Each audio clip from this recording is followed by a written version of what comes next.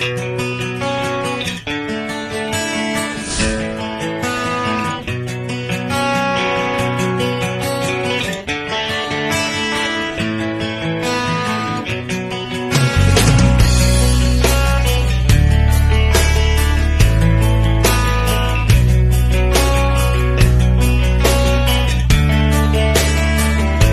everyone, and welcome to Be My Guest with me, Mary Honan. And today my fabulous guest is the remarkable Steve Spade from Limerick. Now Steve, as you'll probably find out, is a renowned magician, and he's known worldwide, and he's been celebrated worldwide, let's say. And we're going to have a chat with Steve to find out why he and what brought him in down the road of magic. Hi, Steve. Hi, Mary. How are you? Thanks for having me on. You're very welcome, and it's a privilege, Steve. I've long looked at your profile, and I've known you for a good long time now. And the one thing that has always made me wonder is what brought Steve Spade to magic. Were you always? First and foremost, I need a haircut. Quarantine has Don't not we been all? good. Don't we all? It's shoved up. Absolutely. But it's working for the old Houdini look now. All right. The magic. It was a hobby that became a career. I think, as just a kid, I was very inquisitive kind of a kid, and I just kind of wanted to know how things worked. And I think, without even knowing what magic was, I think I was already thinking that way. And I remember meeting an aunt, and she was saying that she saw me do a trick when I thought it was like 5 to 7 when I got like magic sets and stuff like that. But she told me I was 3, and I had the finger chopper trick, and I was doing it at 3. So I don't know. It's always been a part of my life. Yeah, and you came from Limerick. Yes. Were you always from Limerick, Steve? From Limerick, yeah, 100%. And was there any magic at all in your family? My uncle on my mum's side, there's some magic there. He's a doctor in Dublin, but I wouldn't meet him very often. He told me he was like semi-professional magician when he was training and stuff. He used to do like shows and kids parties and That's events amazing. like that. So every time I met Uncle Michael, he always had a trick in his pocket, and he'd reach in and he'd perform it, and I used to be captivated. And he used to always be able to. We'd only meet at like a wedding or a family funeral or something like that. I wouldn't meet him very often. But when I was younger, everyone would flock to Michael to see what trick would he have. And he might just be doing like a coin trick or something on the table with a salt shaker or a spoon or a knife, but there was always a routine or something, or he always had something. And he had a very nice way of kind of presenting it. I remember one of the first close-up tricks I ever saw was where he placed he had a playing card like this, and he placed it on his hand, and he placed a match on it, and then he just held the card, and the match floated just above the card. Did you ever find out how that was done? I did after a couple of years, yeah. But yeah, he told you the secrets of the magic. Absolutely. And then every time I met him, he knew I was getting more into it. And as I started appearing on TV, he was always really supportive and stuff. And then he used to actually give me, I have nearly a library in the other room, but he used to give me old books, and he used to highlight better tricks and ideas and things that he liked when he was younger and stuff. So he was very direct contact to the magic. But I used to always watch like Copperfield and David Blaine and things like that on TV. Yeah, I was just wondering who influenced you. Who would be your ultimate? You mentioned Houdini. Would Houdini have been your? I think so. I think Houdini was just as good as a magician as he was like a marketeer. He was really able to get his brand and his name out there when kind of performers weren't doing that. Yeah. Even marketing students now actually study how Houdini, as a marketeer, more than even as a magician when they're studying marketing. So yeah, I mean, I think he had the right kind of package about how to kind of gather interest and draw people in. Yeah, but who would be your ultimate magician in contemporary times? I suppose would David Blaine. Yeah, I think David Blaine, because I was a teenager watching him on TV, and that would have definitely sparked an interest, and I'd be good friends with Keith Barry in Ireland as well. So Keith Barry's great. There's a great community of magicians. When you get to the next kind of tier, all the professionals kind of globally all kind of open up, and we share ideas and secrets, and we consult for each other back and forth from time to time as well. Oh, I didn't know people. Yeah, well, of course, there's a community of magicians, and they're very, very protective over their secrets. Absolutely. You'd see in movies now people being killed for actually telling secrets of the magic circle. Isn't that what it's called, the magic circle? I could tell you, but I'd have to kill you. Yeah. I'd have to kill you afterwards. Yeah. But Steve, tell me about all the journeys you've gone as a magician around the world and the people you've met. But I guess it started with just like performing. You know, I used to, when I was at home, as a kid, I would kind of be put up on the kitchen table to do a trick kind of thing. If anyone was there, it was just, we're kind of a family of kind of entertainers. My sister's a singer, and my dad used to sing, and my dad would have been a big driving support in all the stunts and stuff. Like, he would have helped me. Dad passed away October, nearly 2 years ago now. Oh, I'm sorry, I didn't know that. Oh, thank you.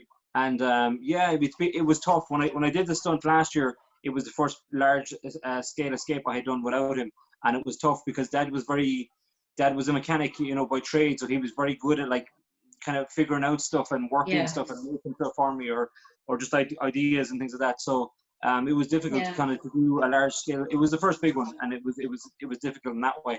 But he would have been a big driving force to perform. He loved watching people. He loved being tricked or seeing new tricks. But he loved seeing people's reaction.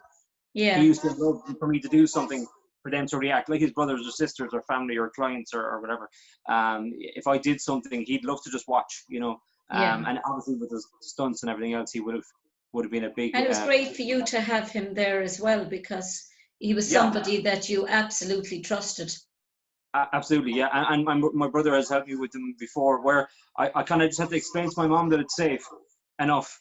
And then I get to go ahead, because Mom's has a nursing background and a medical thing, so she's like, just don't kill yourself, and don't come back to me dead. And then I'd tell Dad I'd had a crazy idea about something. I'm going to do this, and this, and he'd be like, okay, but as long as you can, you know what I mean, don't put yourself in too much risk. But I mean, as a daredevil escape artist, there's no way of like not putting yourself at risk. There's always risk. Yeah.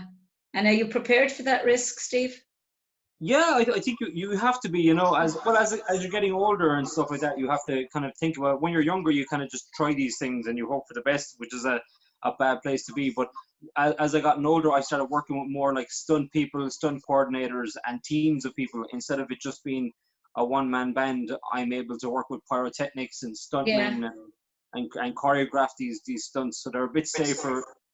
They're as safe as they can be. As if they can be. There can always be risk or something on the day. Like, yeah. You'd often see Britain's Got Talent now, and Simon Cowell saying things like the more dangerous, the better for him, of course. And he likes to see things. He's not really into magic, but when somebody comes on and does something extremely dangerous, he's really interested in that, because he likes the thrill of danger. But it's all right when you're sitting there watching. It must be a nightmare worrying about. I suppose it's like any form of performance, a nightmare on the night of something going wrong, even if it's only something innocuous like just the act going sour or nothing going right for you. But imagine worrying that, you know, you're not going to come out of it with your life. Yeah, I mean, there is that level, and you have to get your mind, you have to be as physically fit as mentally fit for this kind of stuff. One of the hardest things about the underwater escape I did was just the idea of being nailed into the box and knowing that I'm being nailed in now, and having to get that idea out of my mind that I'm here. And not, your human reaction is to panic and feel claustrophobic, and, you know, but if you panic in those situations, I couldn't do that in a million years. I couldn't, you know, this potholing or people going into cave diving and things like that. Yeah. That is my ultimate dread. There's no way I'd go through small little spaces or stay or confine myself in a box. I think everyone now has a different appreciation for being isolated and being told to stay in one place. Like an escape artist with COVID-19 and everything else, everyone kind of understands now what it's like just to be, you know, isolated. Yeah, speaking about COVID-19, how has that helped or hindered you as a magician? Have you been able to devise ideas around isolation, around the notion, I suppose, of claustrophobia? And Yeah, I've been trying to kind of like reinvent magic for online, and hopefully I'll do something for you in a little while. yeah, You have a deck of cards there. I do. And I have 2 decks. Pat Barry, my brilliant. colleague here in the station, arrived this morning. He said with 2 decks of cards, Great. choice So of you can colour. have a game of poker later on anyway, if all that's said. I don't even know what he's doing with 2 decks of cards, but how's ever. Right. They're So still yeah, in the no, seal. it's definitely forced me online a bit more. I mean, I'm always online at events and different things like that, but this kind of more Zoom calls and more interviews and things like that, it's definitely pushed that sort of things. Shows wise, because it's a live performance, everything was postponed. So I had a tour that I was trying to get off the ground this year called the Conjurer, which was a mix between modern and Victorian magic and Edwardian magic. So That's exciting. See, I yeah, see you as very kind of, I see you as Gothic. yeah, In quite dark. in your approach, very dark. Everything is deathly and dark, and your If you go clothing, everything is that Gothic look, and Absolutely. If you go back and look at the old magicians like Houdini, Thurston, and Keller, yeah, you would have been looking at the kind of iconic imagery of the dark magician with like a little devil in the ear, whispering secrets and all this kind of stuff. So it was very that style at that time. yeah, And I think that's where the whole kind of gentleman look came in, the top hats and okay. and that kind of thing. But my branding. I suppose my image, I suppose anyway, is just leather jackets and t-shirts. It's what I'm comfortable in. So As I in suppose the background there. there is a kind It's of a great image, Steve. I thank you. love, as an artist, I can appreciate the dual tones just of black and ice blue rather than black and white. It just pops out. That's actually taken on the top of the Clarion, the Clayton, actually in Limerick. That's Limerick Yeah, behind me. it's an amazing spot, isn't it, the Clayton, for getting photographs. Another, yeah, it's just, even the Strand is also amazing for Yes. getting good panoramic views of the city. Absolutely, yeah, and it's nice to show that was a press image, but it's just nice to show where you're from. I'd be very Proud fond of of Limerick. proud of Yeah, Limerick, yeah. as am I, even though I wasn't born here, but there's few prouder than me of Limerick, and disgusted that we don't have a minister, but that's another Yes, thing. yes. Do you know, I mean, not one minister for Limerick, however. So you started doing tours of the world, and you started getting recognized by people like Mike Tyson. Yeah, I've been lucky, I suppose. When you're with the stunt side of things, if you announce that you're going to do something quite dangerous, it's going to gather publicity. The problem is that magicians coming up along think it's a very quick way to get some publicity, but the reality is you have to put the work in. You have to really dedicate your life to being an escape artist, either learning how to pick locks or learning not to panic under pressure, or You'd actually be handy breaking into a house. We'll leave that off the record. And people don't call me if you lock your keys into your car, because I've had that a few times. Oh, have you? I've wondered about that, because I lost my keys one time, and the thought actually came through my head, I wonder would Steve Spade know how to actually get in? Yeah, well, a few people can give me a call, but not everyone. But yeah, things like that. Definitely you have to really dedicate your life to the escape side of things. I mean, you can be a magician and you can perform regular events, and that's fine. But I really feel David Blaine said it best, that you don't get into magic, that magic gets into you. Gets into you, and, yeah. And I think it has to be, not that it's a vocation or anything, but you have to really want to do it to the level that you need. Yeah, but it is a vocation in a sense, just the same as nursing or medicine or any career, teaching. If it's the first thing you think of in the morning and the last thing you think of at night, then it's not just a job, it's a passion. Absolutely, it's what someone said to somebody one day, I want to be a singer. And I thought it was a very, very good thing, a bit of advice, because they said, well, if you get up in the morning and the first thing you do is sing, and it's the last thing you do at night, then you are a singer. Yes, yeah. you know, this idea of wanting to be a magician or wanting to be a singer or wanting to be anything, if that's the thing that completely absorbs you and controls you, your every moment, then that is what you are. Yeah, and you get inspired by lots of different things. I find, you know, I mean, I play music as well. I play the guitar and things like that as well. So I've always had those different outlets, and lots of things. An idea for a stunt or an illusion or a trick could come from a lyric or a song or a film I watch or whatever. So there's always a crisscross over in different genres of things. I've been lucky enough. You were just saying about performing for Mike Tyson. I have been lucky to perform for like Mike Tyson and Rihanna and things like that in the past. But I think what's different about when you're performing for anyone at a live show or anything, everyone has the same kind of baseline where they're going to react because they're just human. They're going to react because I place something in my hand and now it's gone. Their visceral reaction is just, oh my God, where is this, kind of a thing. Where's it gone to? But what you find is people who are celebrities or people that are high in power in the world will say that we look at kind of differently.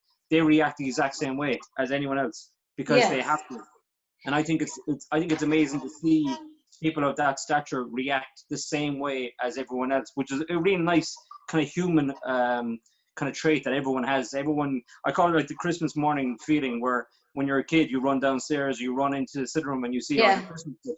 You've got that excitement and energy and adrenaline in your body, and good magic that kind of inspires people. It makes people think, not that it's just a trick, can do the same thing. There's a young lad, I saw him on Britain's Got Talent as well, but he was actually on Ireland's Got Talent. Little lad from Dublin. He's from Dublin anyway. Amazing stage presence. I don't know if you've ever seen him, but he's only about 8 or 9. Right. Yeah. Amazing stage presence. Absolutely astonishing stage presence. And he got through anyway, but you know, he's good looking, he's charming, he's got it all. He just walks out on the stage and commands the stage, walked straight down to Simon Cowell and stood right in front of him and did tricks with him. And I thought, you're going to be the next Steve Spade. Do you know, but it was hand tricks he was doing. But Steve, you did a trick there some time back on the Shannon. Yes. Tell me about that. Tell the listeners or the viewers. It was probably my first big escape. I mean, I'd done like straight jackets and I had done chain escapes and rope escapes. My very first escape I did was a 100-feet rope escape where I was tied to a chair with 100 feet of rope. And the tradition of it with Houdini is you have the less time that you got tied up to get out. So that's the kind of risk. The only risk is failure, really. But really, even though things can be death-defying to a magician or an escape artist, the risk of failure is nearly greater sometimes than the risk of what, you know, the average person thinks what a real risk is. So I think that was the first one, and that really got my kind of appetite for it with the kind of stunts. As a kid, though, I do remember like being like tied up by siblings and stuff like that, and escaping out of it. It was like a thing that I just asked them to tie me up and things. I don't know. It's been a long and great career. You've had a very masochistic life. Maybe. But even that though, like I remember watching Copperfield as a kid and then asking. Oh, well, he was great. Absolutely, and his big box illusions, you know, and I'd go and I'd pester Mom then on the weekend to go and get me like cardboard boxes and You Duns. don't see much about him anymore. Make these illusions myself from cardboard boxes from Duns, you know. So all that kind of creativity was there from an early age, I guess. You don't really, but he's still extremely busy. He's the busiest magician in the world, really. He does 2 shows every day, every year. So right through every day, every year, 365 days a year. And what about Uri Geller? How do you rank Uri Geller? Would you consider him a magician, or would you consider him? Uri Geller, at the start of his career, didn't consider himself a magician at all. That he was a psychic and it was all the power of the mind. As he kind of got older into his career and that side of the psychic stuff kind of fizzled out, he became more of a magician, I think. And I think now he might class himself as a magician. Uri Geller is kind of a strange one. You don't really know. Strange, yeah. You don't know what genre he's in. His whole performance is that he's this unique type character, you know. So yeah, it's kind of hard. I'd love to know. I'd love to ask him that question actually, because I don't know what way he sees himself now. I mean, Yeah, like, I often at the wondered, time, did Uri Geller see himself as a magician or uh, a mind controller, a mind reader, or yeah, I mean, or what he there's so what? many different aspects to magic, and I suppose over the last I'm 35 now, and I think over the last couple of years I've been trying to kind of mold it all into like a master magician type thing. So a master magician is someone that's kind of revered by his peers, and they've mentioned that you're a magician, you know, that you've got a higher standing, I guess. But that Within term has been given to you by the Irish Independent. I'm trying to think. Ireland Irish, Houdini, yeah, Ireland yeah, Houdini was Irish Times when I did a stunt, Irish and Times. the BBC, Steve Nolan called me BBC, a master Steve Nolan magician. described you as a Yeah. master magician. But I think you have to be able to kind of tick off the boxes to say that. So you need to be able to do escape, escapology, hypnosis, mind reading, you know, sleight of hand magic. All the tiers have to be there to call yourself, or to have yourself being called a A master master magician. magician. Yeah. And what do you hope? What more do you hope to achieve? I suppose I in have you. it's not You really a want to bucket do list. so? Do you want to do something? Yeah, let's do something after this. I have a bit of a bucket list of different ideas and effects. So there's a few stunts that I really want to do. And I had some other projects and stuff that all had to be postponed this year. This year was actually an extremely busy year. What were I you have a going to small be bit of doing? background. I have a small bit of background in like comedy magic and stuff as well. So I was actually on tour with Joe Rooney when this all struck in January, which had to be postponed as well. So, So but no, how, when you say it, comedy magic, explain that. so it'd be like, yeah, like visual comedy magic, like pickpocketing and things like that on stage with people. So yeah, so it's the lighter side of magic, but it's another aspect to being a magician. You can't. I found out kind of early in my career that you can't be too serious in Ireland. You kind of have to have the crack Some with it. sort of humor, yeah. Yeah, you have to kind of just engage with the audience, because at the end of the day, regardless of what your vehicle is, you know, if you're a magician or a singer or a poet, you have to engage with the audience and have them engage with you. And then really the tricks and the effects you do are kind of irrelevant once they kind of like you and your personality and what you're performing. You know what I haven't seen, and I think there's, you know, it's probably been done, but I haven't seen it, and I think there's a market there for it. A kind of a full stage show of magic I suppose the only comparison I could think of would be a Riverdance style Yes, magic yes, show absolutely, yeah, that no, was that had a basis in Ireland and yes, and Celtic or even the traditional Irish magic, you know, brought into a contemporary forum, absolutely, yeah. When but I with was working, essences of traditional in there. Do you know, a I whole had to do a lot of stage? research on kind of like Viking magic and stuff that would have been relevant Yeah, to the Viking era at the time when I was working that's what I'm with talking Vikings. about. Yeah, And the old traditional cup and balls, you know, the three cups is cups, an Egyptian trick originally, one of the which oldest where the things. ball is. Yeah, Absolutely, yeah. And every different nationality across the world of magicians does a variation of that trick. So that is one of those tricks that's seen as, you know, this has to be in your resume if you're a magician, kind of a thing. yeah. I And mean, it's because, and the reason for it is because there's vanishes, there's reappearance, there's changes, there's transpositions. Everything within magic is in that one trick. So I mean, for people that kind of want to get into magic and want to kind of take it to the next level, they might do a few card tricks with their friends or whatever. If you start learning the cups and balls routine, it will kind of open doors to yeah, other I think magic. as a big stage show now with people even from around, like I keep saying Riverdance, but that kind of a thing where they brought influences from all over the world into their show, and they had different people on stage doing performances and to music and to dance and bring in all the elements, all the creative or the entertainment areas like dance and music and singing and that, but have it all based around magic. Sounds great. Yeah, really good idea. Could I I, be your I, I, manager? I have drawn up a few ideas for different stage shows in the past, but I think a big illusion show would be hard to kind of tour. But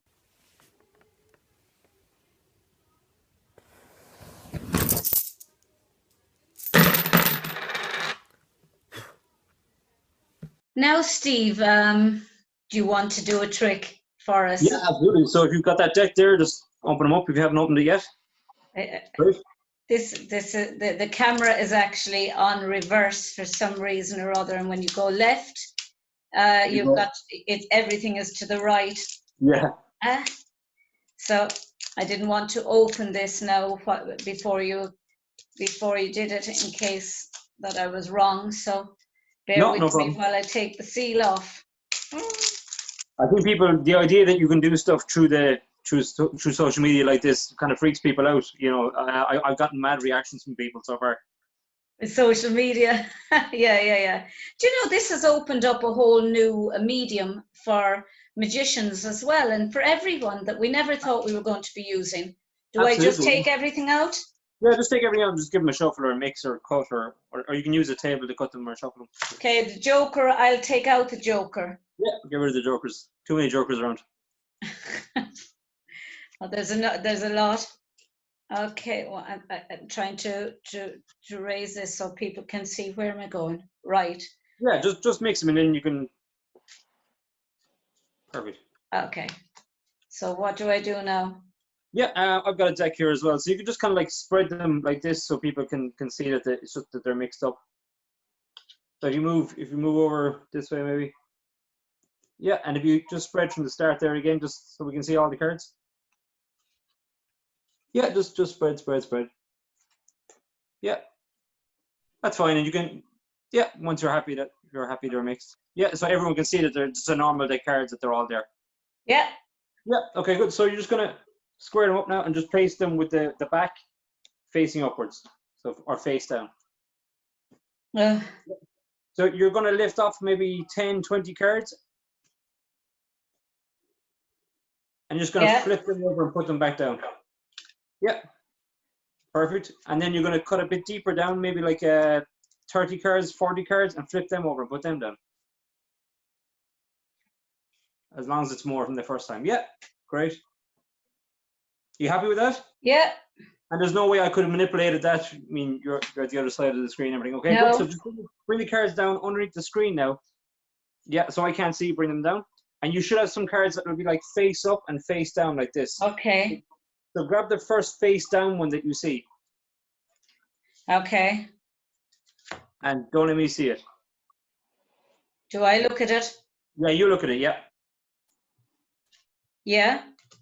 You know what it is? Mm-hmm. So just say the card over and over in your mind, like red card, black card, red card, black card. Just say it over and over in your mind. Yeah, keep saying it over and over in your mind. I'm going to go with this one. I'm going to flick it out and catch it. The 4 of clubs. No? It's like history repeating itself. It was a red card though, was it? Yes, it was red. Oh, it was a diamond. Yes. It was. Hang on, watch.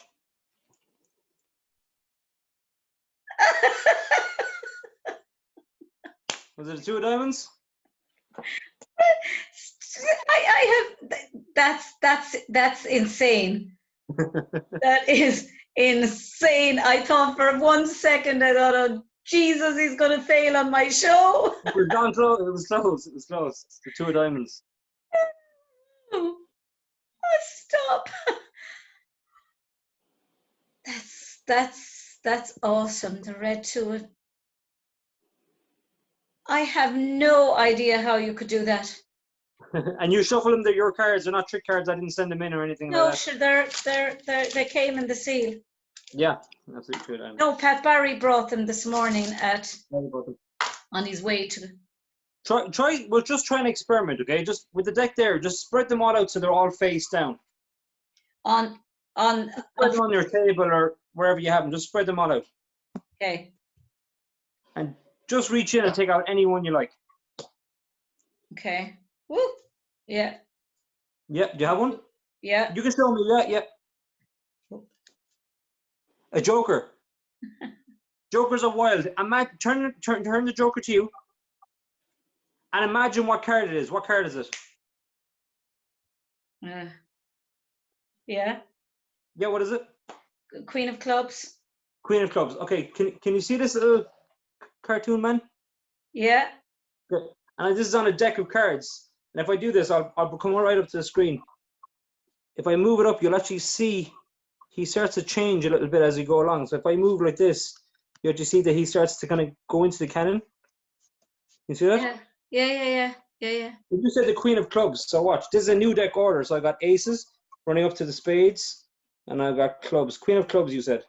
Yeah. I'll take the Queen of Clubs out. Queen of Clubs. And I will leave the Queen of Clubs just here. Just there. So you'll be able to see it the whole time. Yeah? Here's what's interesting. Watch. If I push this up like this, like a cartoon, and I bring it right up to the screen. Can you see the little guy? Yeah. Now watch carefully. He's going to climb into the cannon. He's going to throw the cards in the air. He's going to dive through the cards. He's going to pick out one card from the blast. That one card is going to be one card. Oh, for gosh, God Almighty's sake. Your card. That is just...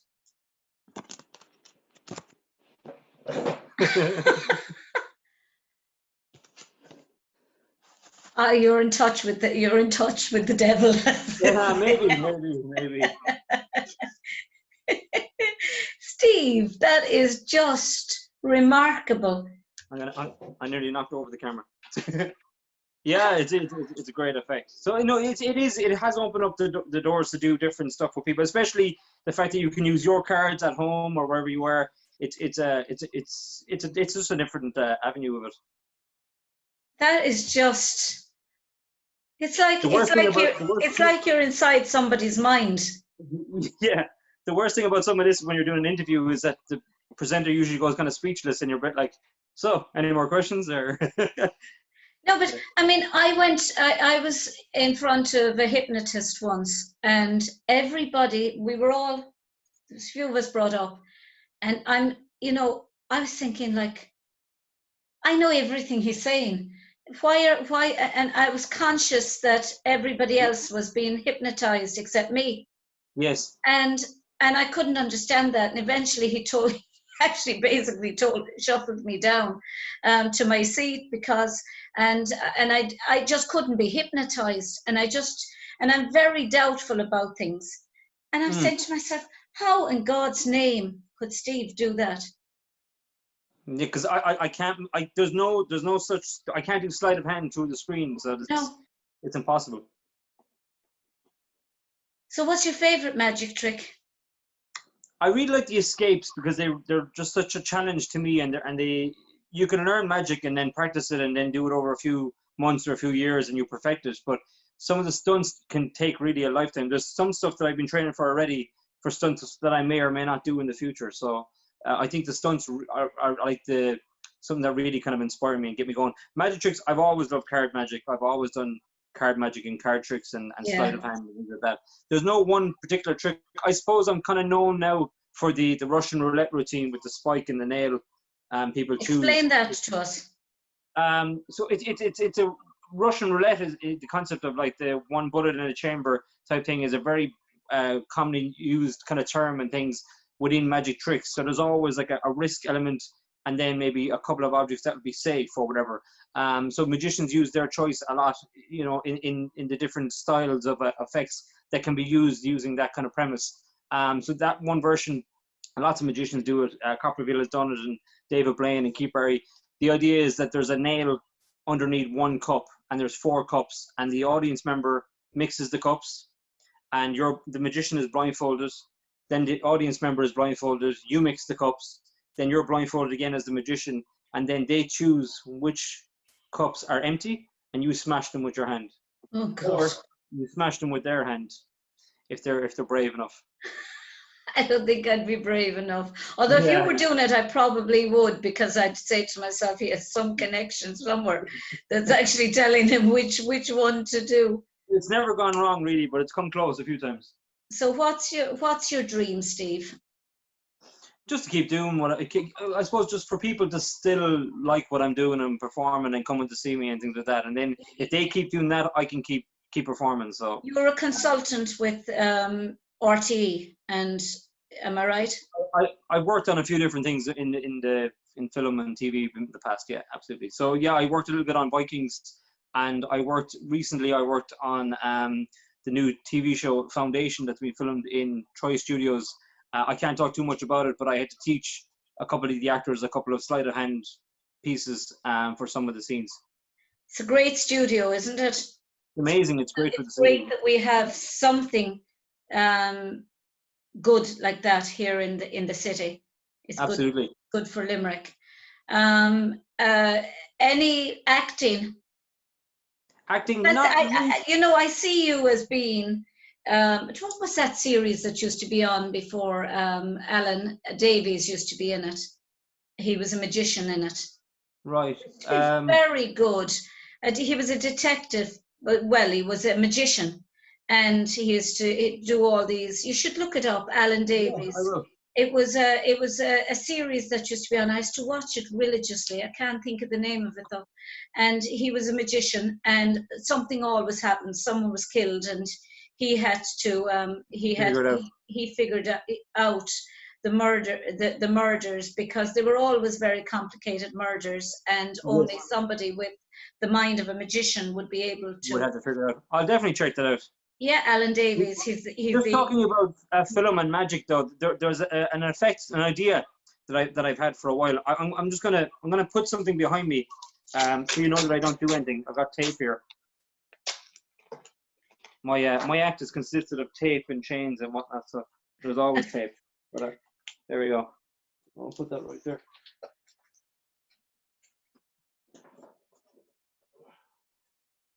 No, hopefully you can see that. I'll move. That's question mark.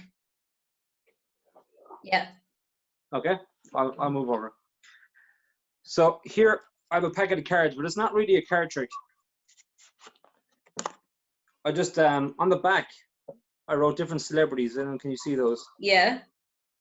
I'll just... Do I name them? Yeah, you can name them. Yeah, if you want. Hugh Grant. Hugh Grant and Sean Penn. Absolutely. I'll fly through them so we can go kind of quickly. Jack Nicholson, as good as it gets. Nicole Kidman. Bruce Willis. Absolutely. Kurt Russell. Aidan Quinn. Robert De Niro. Danny DeVito. Darren Stone. Goldie Hawn. There's some older ones, newer ones. Gabriel Byrne. Jodie Foster.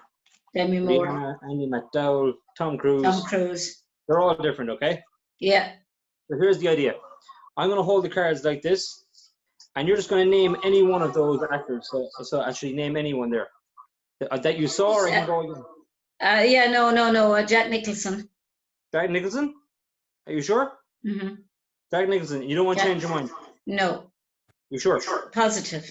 Okay, great. So from the front of these cards, like this. Yeah.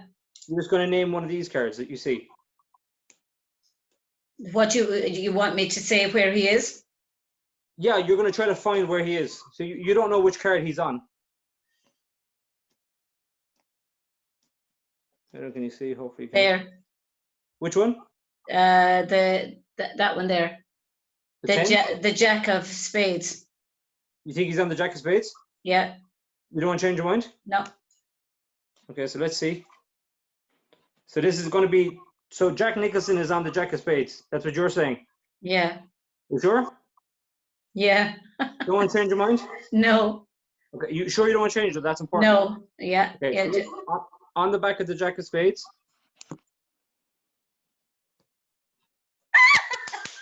Oh, I don't believe it! But what's really crazy and mental, and you decided Jack Nicholson, that was your choice, and you also decided Jack of Spades. This has been here the whole time? Yeah. And it's not like handwritten or anything? It's printed. Upside down. Oh my God!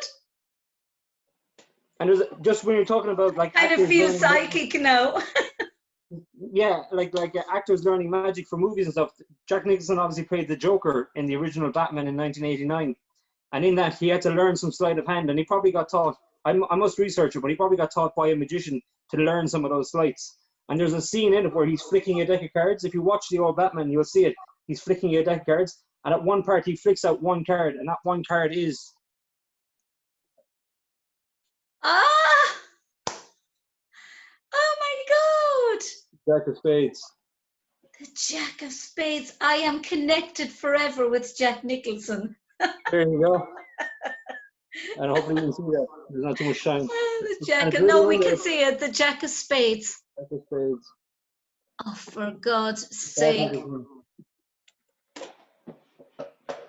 Steve Spade, you're a genius. You are indeed a master magician. Thank you. Thank you so much. And we're so proud of you here in Limerick. We really are. And we're so proud of you in their media TV. Thank you very much. You're the first magician we've ever had on, or I've ever had on. And to be honest with you, you're the best. Thank you so much. Thank you. You know, and it's lovely to see somebody local doing so well for themselves. But before you go, you went to New York. You were in Times Square. You did some magic in Times Square. I've been in New York a few times, but this time last year, after the stunt I did in Northern Ireland in July, myself and my girlfriend, we went to New York on the 5th of July, and we were there for a few days, and I did some magic in Times Square and a few shows in Manhattan, and then I did something that I wanted to do. It was on my top of my bucket list. I wanted to visit Houdini's grave in Queens, so I finally got to do that last year and pay my respects and all that. So yeah. They must have been blown away by you on Times Square, because I've seen some of the video footage. Yeah, I just put up a small little bit of that footage.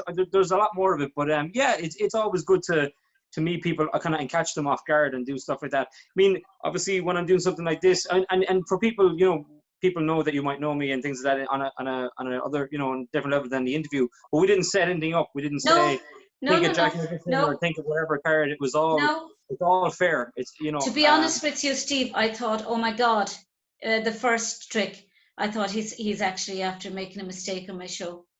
Yeah. I thought, Jesus, when you said the wrong card, I thought my heart sank. I thought, how am I going to get through this? I can bear this one, yeah. Because I hate to see anyone fail, you know. Absolutely. But I should have. There's a level of that in magic anyway. You kind of always wanted to go wrong and then go right, kind of a thing. You know who was a master at that? Was Tommy Cooper. Absolutely. I mean, when you look at Tommy Cooper, and the same, I suppose, with Les Dawson and the piano. Les Dawson playing the piano, and you knew instinctively only somebody as good as him on a piano could play so perfectly out of tune. Yes. So perfectly out of tune, and he's looking. And Tommy Cooper was the same. Every trick that he did, he was an exquisite magician. But he made himself look like a fool as well. You were talking about the comedy and the magic. He's very famous. The jar and the spoon. You know, jar spoon. And then he's off to the wings, talking to a stagehand, just saying like, "Pull the string, pull it," and the spoon flies out. You know, very funny. It's comedy. It's brilliant the way that he does it, because he took standard tricks that were kind of gone boring or old hat even back then, and then tried to kind of give them new life by adding. He always wore the fez on his head, the Turkish fez. Yeah. So you know that could be an influence for you. He was a great character, absolutely. Yeah, and he died as he lived on stage. Laughing, that's right. You know, people thought it was part of his act and everything. Yeah, that's right. Until the curtains closed and everything went. It was a sad way for his family, but great for him. I think he would have wanted it. He would have wanted that. Steve Spade, thank you so very much for being my guest Be My Guest today, and long may you thrive. And I'm sure everyone is going to know the master that is Steve Spade. Remember your Jack of Spades, Jack Nicholson. Jack Nicholson, as good as it gets. Yeah, thank you very much, Steve, and God bless. Thanks, Mary. All the best. Bye. Bye.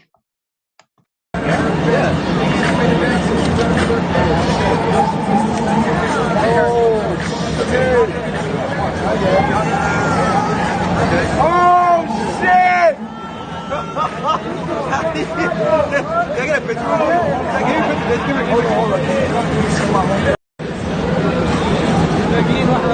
Wow.